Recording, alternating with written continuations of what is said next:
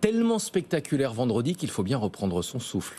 Effectivement. Quelle semaine qui nous attend? La Fed, le rapport sur l'emploi et les GAFAM. Trois grands éléments. Triangle des Bermudes ou triangle d'or pour la bourse? Romain Daubry a peut-être une réponse. La réponse de l'analyse technique. Bonjour Romain.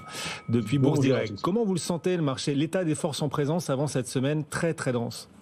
Bien, on a détecté ensemble, on en a parlé dès mercredi soir, de l'intérêt sur les marchés dérivés et une position ouverte qui est venue accompagner un mouvement de hausse bien solide. Sur le futur CAC 40, c'est plus de 8% de hausse de la position ouverte. Sur l'Eurostoxx, ça a été 4%. Sur les indices américains, c'est moins marqué du côté de cet intérêt-là. En revanche, sur l'ensemble des indices maintenant, il y a pas mal de complaisance du côté des couvertures dans les portefeuilles, ce qui est assez normal quand le marché a progressé de façon aussi brutale.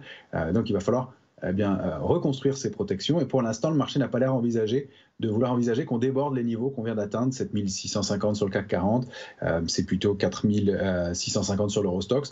Donc on a du soutien, de l'intérêt acheteur, mais on arrive contre des niveaux de résistance clés. Et donc il va falloir trouver un peu des drivers. Et vous l'avez dit, effectivement, cette semaine va être clé. Et je suis d'accord avec Stéphane, c'est bien effectivement en dehors des banques centrales, les rendez-vous majeurs de cette semaine sont avec les publications des entreprises et notamment les fameuses GAFAM. Les seuils, justement, quels sont les seuils techniques avant cette semaine très importante où les réactions de marché pourraient, on verra, être excessives dans un sens ou dans l'autre? Quels seuils techniques pourraient permettre de canaliser les réactions de marché? Bien, pour l'instant, on a toujours notre trading range sur le futur CAC 40. On l'évoque depuis quelques temps, 7221 en bas. On avait donné 7656 comme bord de haute. Le marché est parfaitement venu s'installer autour de ce niveau-là. Et donc, si on zoome un petit peu, eh bien, la zone dans laquelle il s'installe, c'est en bas 7637. C'est très proche sur le futur CAC 40. On voit 7650 à l'instant. Et en haut, 7661. Donc, pour l'instant, petite zone de consolidation.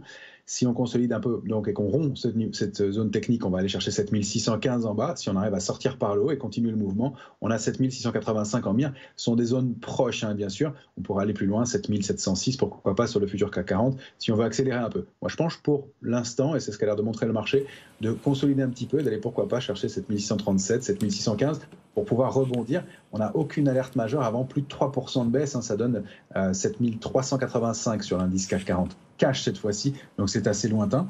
Si on regarde le Nasdaq, on est bloqué en haut de marché entre deux bornes majeures, c'est 17 314 en bas, 17 560 en haut. Si on arrive à déborder ce niveau, c'est 17 818 en haut et puis 17 000 aux alentours en bas. Donc on a des petits mouvements de consolidation qui peuvent se mettre en place, mais encore une fois, pas du tout de mouvement de retournement avec de l'intérêt. Et puis on va s'arrêter un petit peu, Romain, sur le titre Interparfums, pratiquement 1,8% de hausse aujourd'hui, 4,5% sur les 5 dernières séances, mais on est toujours dans le rouge depuis le début de l'année, à 48,95 €. Est-ce qu'on peut encore profiter du rebond? Est-ce qu'on peut monter dans le train en marche? Mais on considère effectivement que c'est un point d'entrée sur ce titre qui a un parcours graphique très propre depuis mars 2020. Il a fonctionné et évolué au sein d'un large canal haussier plusieurs fois. Il a buté sur cette borne haute fin 2021, début 2022.